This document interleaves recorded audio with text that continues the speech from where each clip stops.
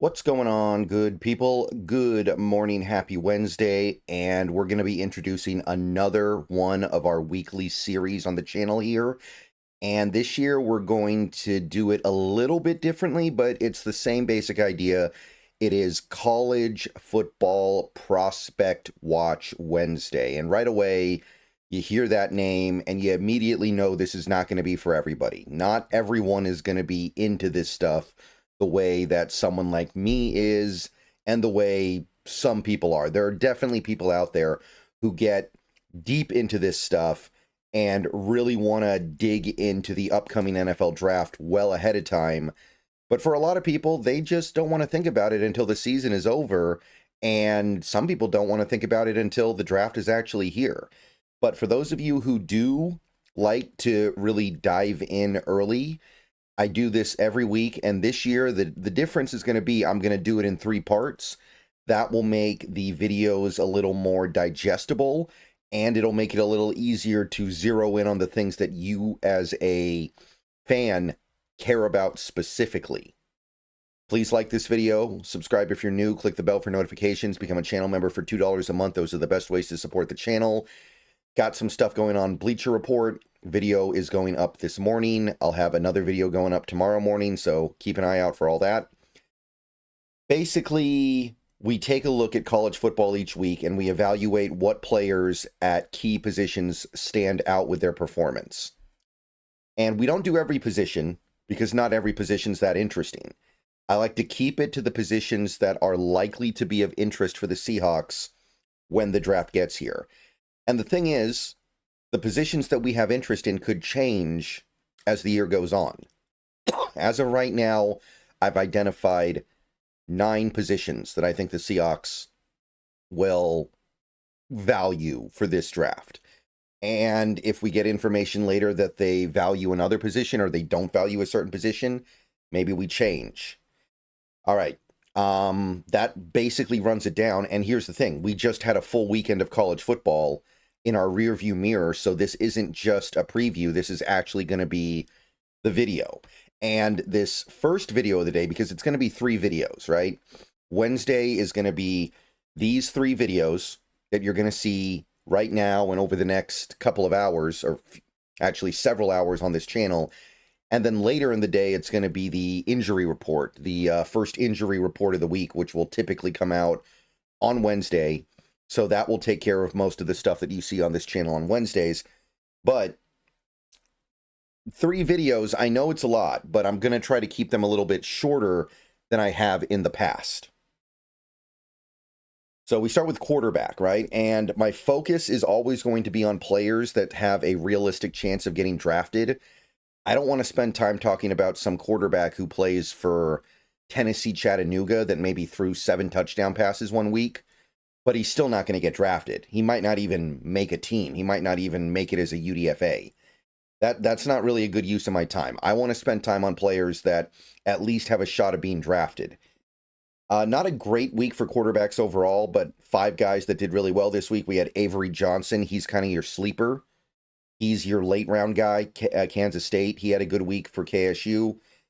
28 of 43, over 300 yards, 3 touchdowns, also ran for 43 yards. Relatively routine win for KSU this week. They played week 0 and lost, I believe, so they're not undefeated, but we're not worrying about week 0. And he didn't play badly in week 0, by the way. Drew Allar had a very easy game this week. Don't get me wrong, he's playing Nevada. It's a layup. But he was almost perfect out there, 22 of 26, 217 yards, just managing the game, keeping it clean. And Penn State just kind of eases their way to a dominant win, a touchdown, 6 carries, 20 yards. Very low QBR, but in a game like Penn State versus Nevada, there's not really going to be a lot of opportunities to push your QBR. Before we go any further into this video, I want to tell you a little bit about my friends over at Sleeper. Have you heard about the app, the Sleeper app? Download it. I'm going to let you in on a little something now. It's more than just a platform for fantasy leagues. Yes, this year, millions of users enjoyed playing fantasy sports on Sleeper, but there is so much more to this app. There are live stats, real-time updates, and visualizations on all stats. news feed is lightning fast. You get updates on your favorite players and teams. There is a chat you can use in real time to engage with other users about plays and performances. All kinds of fun stuff like that over there. So download the Sleeper app, the #1 sports app today. Experience it yourself. Use promo code SBN to get a $100 match on your first deposit. Terms and conditions apply. See Sleeper's terms of use for details. Currently operational in over 25 states. Check out Sleeper today. SBN promo code. Back to the video. And then you have Garrett Nussmeier. He was probably the top end, the blue chip QB who was the best QB this week because he led LSU to a big come from behind victory over Clemson. Well, not come from behind, but they needed to score late in the game, and he came up big. 28 of 38, 232 yards and a touchdown. Remember, that is a very good, or should be very good, Clemson defense, 82.9 QBR. That's hard mode right there, and he came through. So shout out to Nussmeier. He starts things out on the right note. Sam Leavitt of Arizona State had a good week. It was a pretty easy game. They played like Northern Arizona, but 250 yards, 2 touchdowns, did throw a pick, but ran for 2 touchdowns and 73 yards. Only a 50.4 QBR, but again, QBR is a stat that seems to require a closer game or a more competitive game to really boost, it seems like. Or you just have to play lights out. But he did good. And John Mateer, very interesting player to me. Got a little bit of Josh Allen in him. Transferred to OU this year. 30 of 37, almost 400 yards, 3 touchdowns. Did throw a pick, but also ran for 24 yards and another touchdown, almost an 80 QBR. That's the kind of stuff you got to do to boost your QBR when you're playing in a relatively non-competitive game.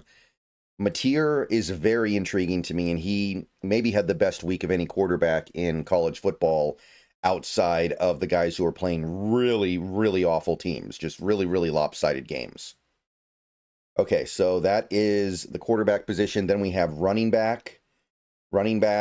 I could only really find 4 guys. It wasn't a great week for running backs, really. Jonah Coleman's at the top of the list, though, and if you watch that game, you know why. He looked great.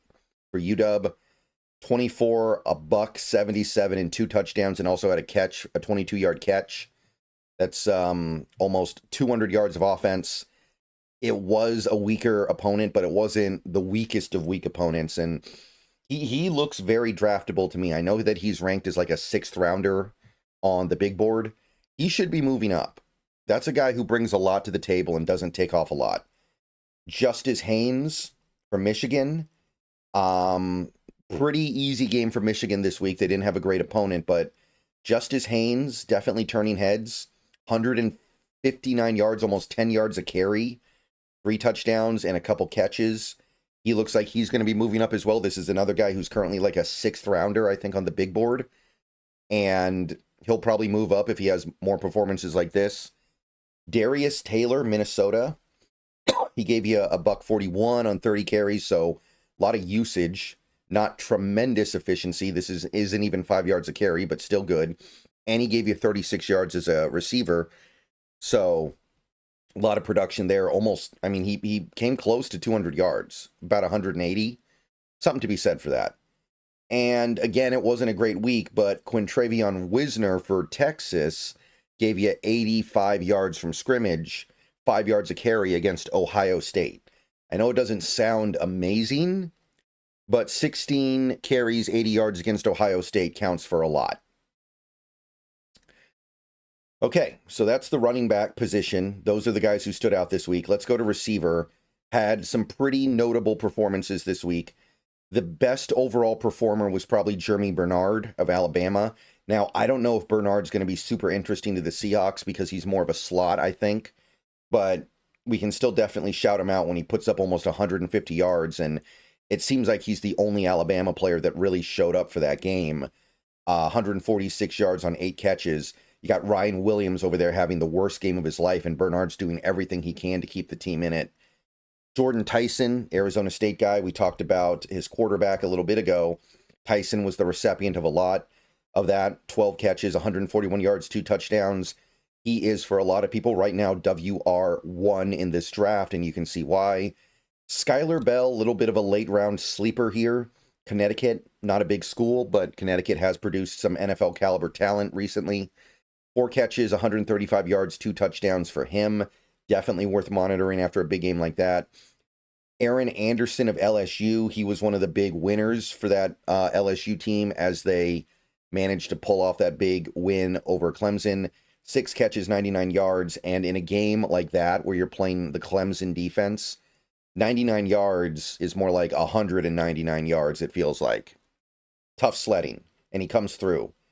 Nick Harbor also, I really want to focus on Nick Harbor as this year goes on. Nick Harbor is the next DK Metcalf. That super talented, super special physical specimen who may or may not be truly cut out to play receiver in the NFL. DK Metcalf ended up being fit to play receiver in the NFL. Harbor is a guy who is probably going to be viewed similarly, probably not going to be a super high draft pick because he is so raw and there are things that he doesn't do so well, but physically he's a beast. And I don't know if he's going to come out this year or not, but he had a good first game, 3 catches, 99 yards, and a touchdown. And it was one of those games, which DK occasionally had, where it seemed like he wasn't doing anything, and then boom, 60-yard touchdown, helps put the game away for South Carolina, and suddenly his stats, he's got 100 yards. And it feels like he had one big play, really, but that big play is deadly.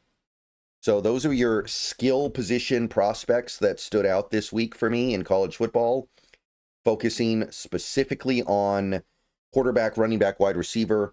We'll do another video in a couple hours focusing on the offensive line. And that is how we're going to do things this year. See you guys soon. Go Hawks. Again, I know this stuff is not for everybody, but if you're into this stuff, I aim to provide some early season prospect evaluations and judgments.